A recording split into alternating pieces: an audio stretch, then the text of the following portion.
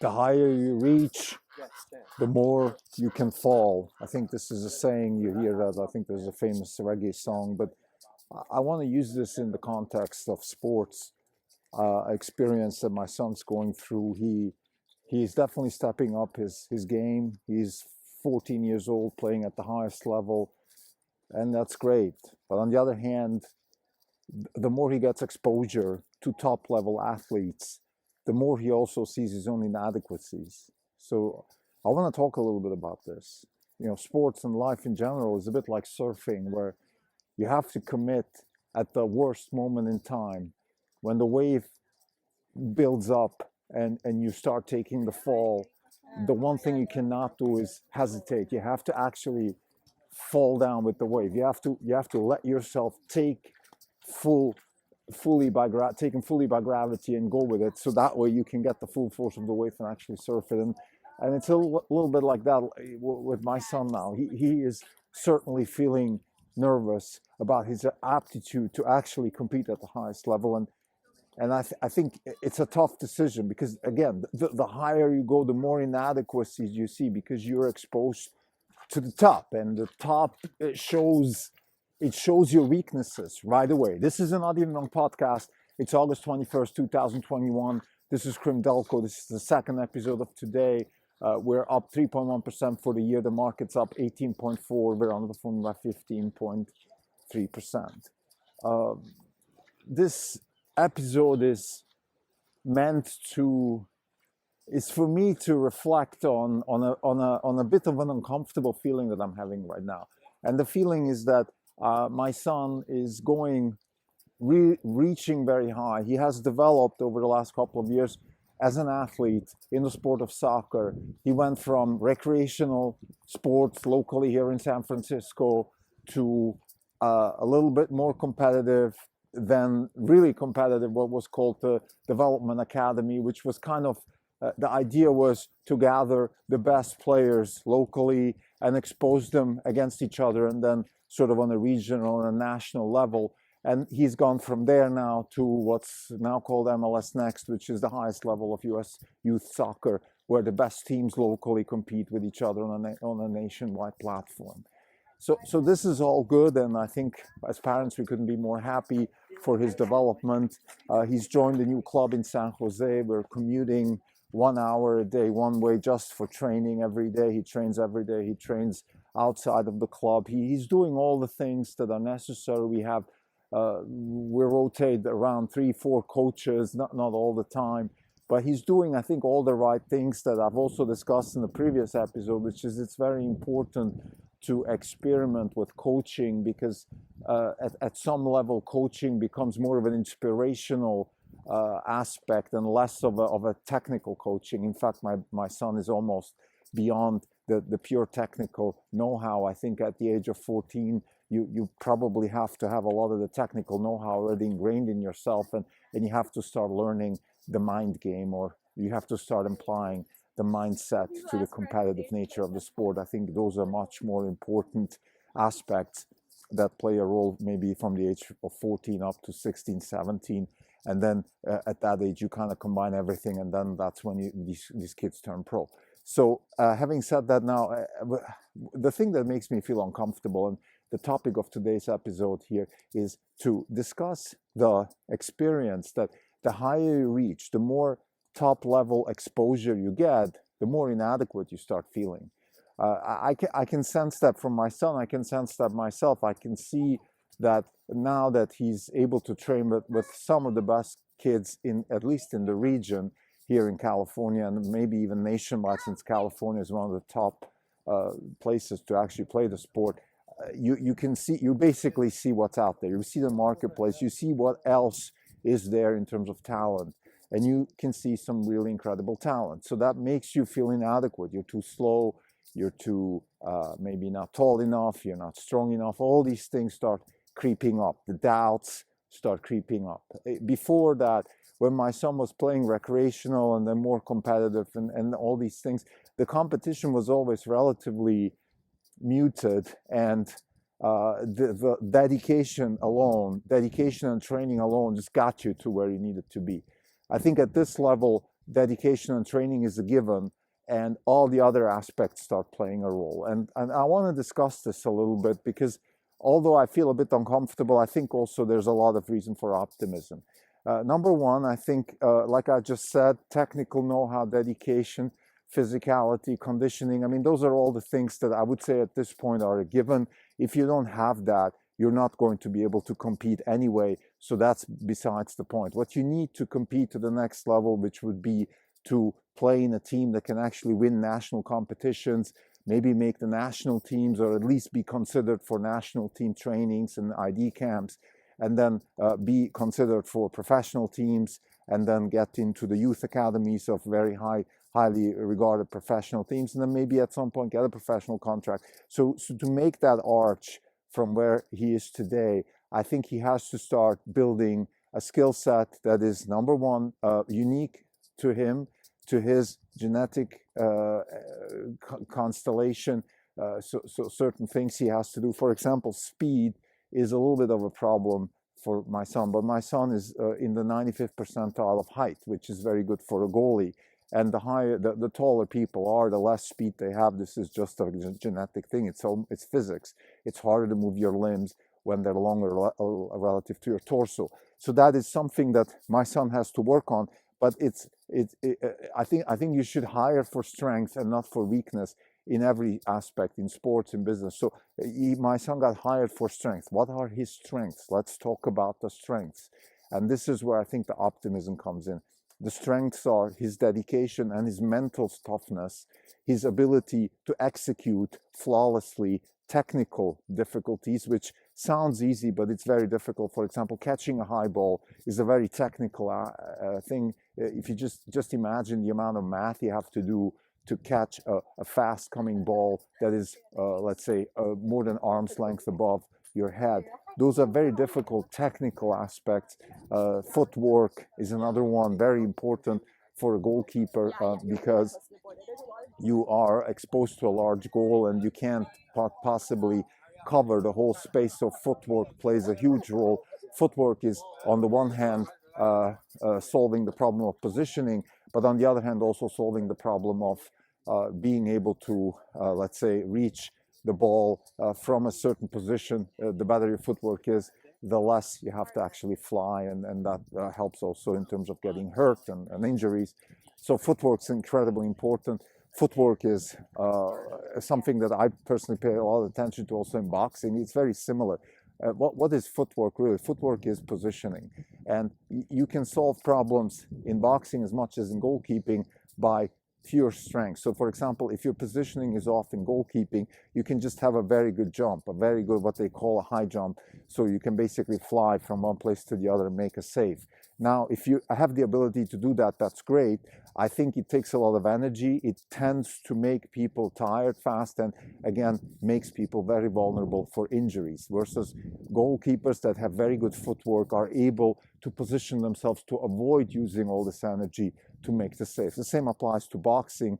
A lot of the footwork in boxing is avoid to be hit. Floyd Mayweather famously is a defensive boxer.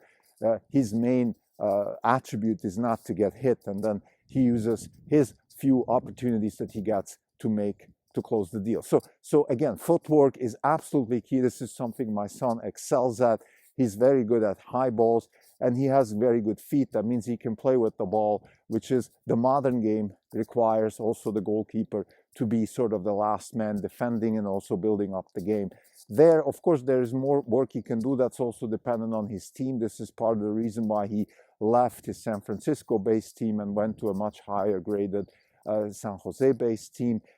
Also being able to play with the team, being able to build up the game against much tougher opponents also trains you in a much different way, and also training with your teammates that have much higher abilities and are much faster in decision making, sharpens your own decision making. So all these reasons are good. And I think the point here that I'm trying to make is that on the one hand, being exposed to high level competition could certainly show inadequacies that make you insecure.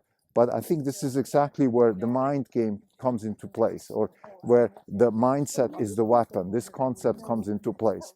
As long as you keep that in mind, that you have the strong mind that can what does it really mean? It means that you build tools that solve problems. And if you need new tools to solve new problems, if you're exposed to new types of competition, for example, and you don't have the tools that you need to solve that problem, then you need to go gather those tools.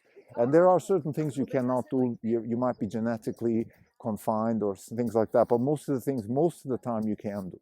Okay, you can, let's say, work on speed, you can work on catching faster balls or tougher shots, and all these things can be trained, they can be learned, they can be executed. What's important is the mindset, and I think that's where I think my son is very strong, and I think I also want him to keep that strength, and I think it applies to everything now. I want to make the arch from my son to more general comments here. Also, the purpose of this podcast is to give people a sense for what it feels like to run a hedge fund. And I think this applies to a hedge fund as much as it applies to goalkeeping.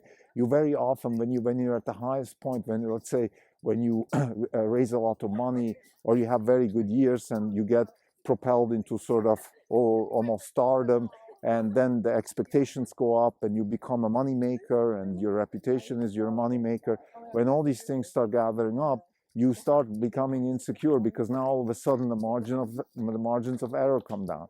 You have a lot slimmer margins of error. You have a lot less opportunity to learn, because you're supposed to know everything. All these things start playing, and I think the solution to this insecurity and the solution to this uncomfortable feeling is, again, focus on your strengths, build on your strengths. Don't dwell on the weaknesses. What are your strengths? And then start adding to the tool set whatever you need. If there's certain things you need, for example, in the hedge fund business, if you need to understand the theory of disruption a little bit better, because you're a bit insecure. Everybody's shorting the stocks that you own, and you think you want to own them because you're investing in technologically driven disruption. Well, maybe you need to understand disruption a little bit better, and then you have a leg up against all these shorts on understanding disruption, and then you can make your own decisions based on that disruption. So this would be one thing that we did. We sharpened our skills in terms of understanding what exactly is disruption. What is there a theory of disruption? We build a principle stack around that. The principle stack, which is based on 4 books, 0 to 1, the Innovation Stack, Innovator's Dilemma, and The Beginning of Infinity. Those 4 books are the base of our principle stack, on which then we built the theory of disruption. So we feel like we have a good basis on which to deal with even the smartest and most difficult shorts that attack our positions and our well-being and our livelihood. And that's the kind of way I think an athlete should also respond to competition. Let's say, for example, my son just trained with a child. He's 17 years old, 3 years older than my son, but he's incredibly good at making high dives. And that's something my son's not very good at yet. I think he will get better at it, but he's just, by nature, he doesn't have the genetic predisposition to make these high-flying dives. And I think on the one hand, you might think, oh, well, this is it. I mean, if my son cannot do this, or his name is Kai, if Kai can't do this, and the other child can do it, well, how can he compete with him? Well, how can he compete? This is a good question. And the answer is, the best way to compete with somebody is to build on your strengths, to focus on what is it. Like in the case of my son, for example, he has enormous game intelligence. He can build up the game much better than the other child. His high balls are as good as that competitors, and his feet and his footwork are as good. So he's maybe not better than him, but he also has 3 years to catch up. But the point is, pound for pound, he has certain things where he's as good, if not better, and certain things where he's not as good. So let's build on the strengths and then build the skill set that is needed. In this case, for example, a certain fast reaction would be one, and also get better at high dives.